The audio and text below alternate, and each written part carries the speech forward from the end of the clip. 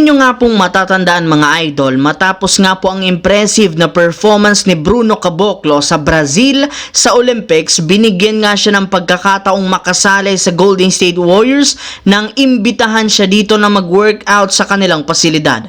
Bukod sa katotohanan na napatunayan nga nito ang kanyang sarili, isa rin naman nga siyang 6'9" big man na merong dissenting shooting sa perimeter. Ngunit makalipas ang ilang linggo mula nang ilabas ang ganitong klaseng balita, kinumpirma nga po ngayon na ang Golden State Warriors mismo ang umayaw sa pagkuha sa kanya since hindi nga daw ito fit sa sistemang ginagamit ni Coach Steve Kerr. Dahil sa nangyaring ito, napilitan nga po si Caboclo na kunin na lamang ang offer sa kanya sa ibang bansa. Napansin nga nito na halos lahat ng mga teams kompleto na ang lineup, kaya ang best decision na lamang ito ngayon na kunin ang natitirang offer sa kanya. Maganda rin naman nga po ang naging pag-uusap nila ng presidente ng kanyang bagong team, kaya inaasahang magkakaroon siya dito ng magandang stint. Samantala, 2 linggo bago magsimula ang NBA preseason, hindi pa rin naman natitigil ang pagsila-basa ng mga trade rumors patungkol sa Lakers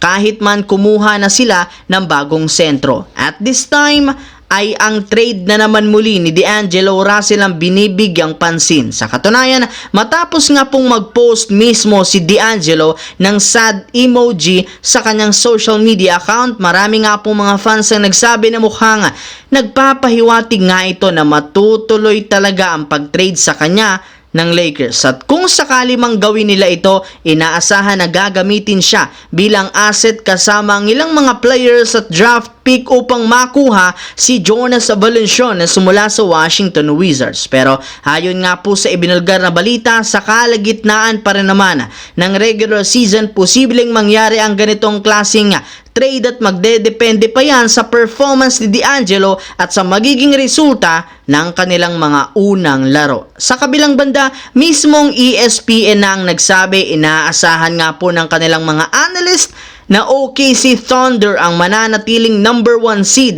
sa Western Conference. Kumpara last year, tuluyan na rin naman nga pong naresolba ng front office ang problema, lalo na sa depensa, at inaayos na nga yan matapos nilang makuha ang bagong sentro na si Isaiah Hartenstein ay pangtatapat sa ilang mga bigs na kanilang makakalaban sa West gamit ang kanyang rebounding at blocking presence. Bukod dyan, tuluyan na rin naman nga po nilang nasungkit noon sa trade ang Chicago Bulls star na si Alex Caruso na makakapagbigay ng veteran presence sa team at makakatulong para mapalakas ang depensa. Kaya kung meron man nga pong aspeto ang talaga namang pina-improve ng OKC Thunder, eto nga ay ang depensa at maging front court, lalo pat meron nga silang 2 player na siguradong makakapagbigay dito ng malaking impact. Kaya hindi nga po pwedeng maliitin ang kanilang team sa kanilang mga laro, lalo na pagdating ng postseason.